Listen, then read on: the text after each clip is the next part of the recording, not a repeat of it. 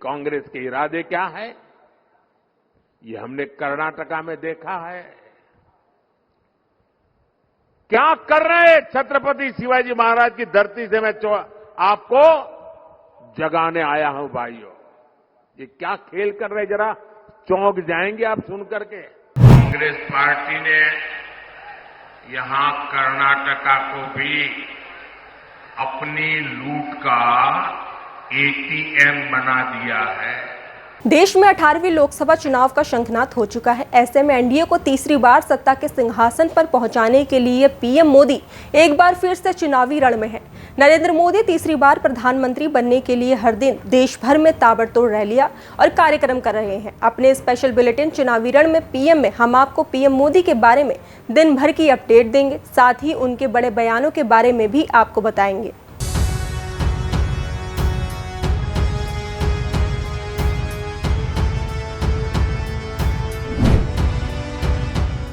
नमस्कार, आप सभी का स्वागत है भारत एक्सप्रेस में और मैं हूं स्नेहा आपके साथ। देश में इस समय चुनाव का माहौल है। नेताओं के साथ साथ आम जनता की जुबान पर भी चुनाव की चर्चा है। ऐसे में चुनाव और भी ज्यादा खास हो जाता है जब एक तरफ पूरा विपक्ष पीएम मोदी के खिलाफ है, तो वहीं दूसरी तरफ पीएम मोदी चुनाव की बागडोर का मोर्चा खुद अपने कंधों पर संभाले हुए हैं। बता दें कि इस बार के चुनाव सभी पार्टियों के लिए अहम माने जा रहे हैं, क्योंकि पीएम मोदी को हराने के लिए वो पार्टियां साथ आई हैं जो कभी एक दूसरे के विरोधी हुआ करते थे। बता दें कि देश में चुनाव के दौरान प्रधानमंत्री नरेंद्र मोदी लगातार एक के बाद एक विशाल जनसभाओं को संबोधित कर रहे हैं। लोकसभा चुनाव के दौरान पीएम मोदी लगातार एक्टिव नजर आ रहे हैं। बता दें कि आज पीएम मोदी कर्नाटक और महाराष्ट्र के दौरे पर थे, जहां उन्होंने एक नहीं, दो नहीं, बल्कि चार जनसभाओं को संबोधित किया। ऐसे में ये कहना गलत नहीं होगा कि पीएम मोदी एनडीए को सत्ता में वापस लाने के लिए कोई कमी नहीं छोड़ रहे हैं। पीएम मोदी कर्नाटक और महाराष्ट्र के दौरे पर थे। उन्होंने कर्नाटक के बालकोट, महाराष्ट्र के सोलापुर, सतारा और पुणे में रैली की। इन जगहों पर पीएम मोदी ने कई विशाल जनसभाओं को संबोधित किया और साथ ही विपक्ष को लेकर उन पर निशाना भी साधा। बता दें कि विपक्ष पर हमला बोलते हुए पीएम मोदी ने कहा कि पिछले 10 वर्षों में मोदी ने हर उस वर्ग की चिंता की है जिसे कांग्रेस ने बदहाली का जीवन जीने पर मजबूर किया था।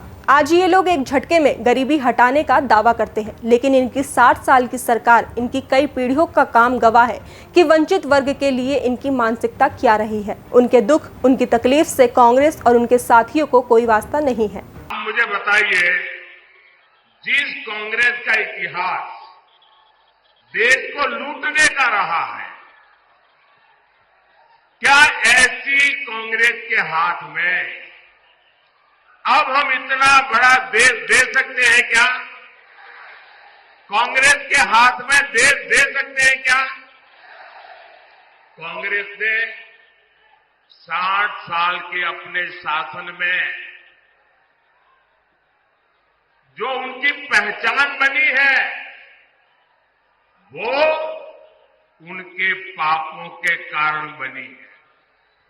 भाइयों और बहनों, कांग्रेस पार्टी ने यहां कर्नाटका को भी अपनी लूट का एटीएम बना दिया है। कर्नाटक के बाद पीएम मोदी महाराष्ट्र पहुंचे थे, जहां उन्होंने सोलापुर, सतारा और पुणे में रैलियां की और यहां पर लाखों संख्या में लोग पीएम मोदी को सुनने आए। हर किसी की जुबान पर पीएम मोदी का नाम था। तो वहीं सोलापुर में जनसभा को संबोधित करते हुए पीएम मोदी ने कहा कि इंडिया गठबंधन में नेता के नाम पर महायुद्ध चल रहा है। क्या आप इतना बड़ा देश किसी ऐसे व्यक्ति को सौंप सकते हैं जिसका नाम तय न हो, जिसका चेहरा न मालूम हो? क्या इतना बड़ा देश आप उन्हें दे सकते हैं? ये नकली शिवसेना वाले कह रहे हैं कि उनकी पार्टी में प्रधानमंत्री पद के लिए कई लोग हैं और उनके एक नेता ने तो ये भी कहा कि हम एक साल में 4 पीएम बनाए तो क्या जाता है।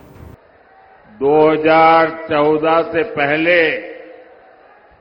देश को भ्रष्टाचार, आतंकवाद और कुशासन के गर्त में धकेल दिया था।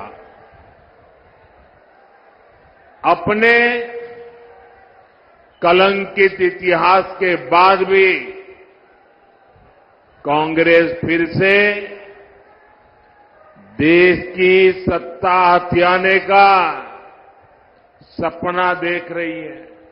लेकिन कांग्रेस के इरादे क्या है, ये हमने कर्नाटका में देखा है। क्या कर रहे हैं छत्रपति शिवाजी महाराज की धरती से मैं आपको जगाने आया हूं भाइयों। ये क्या खेल कर रहे, जरा चौंक जाएंगे आप सुन करके। भारत का संविधान धर्म के आधार पर आरक्षण की मनाही करता है। बाबा साहब आंबेडकर धर्म के आधार पर आरक्षण की मनाही करते हैं, लेकिन उन्होंने क्या किया? कर्नाटका में ओबीसी को जो आरक्षण मिला हुआ है 27%, उन्होंने रातों रात सभी मुसलमानों को ओबीसी घोषित कर दिया। डॉक्टर मनमोहन सिंह जी की जो रिमोट वाली सरकार थी,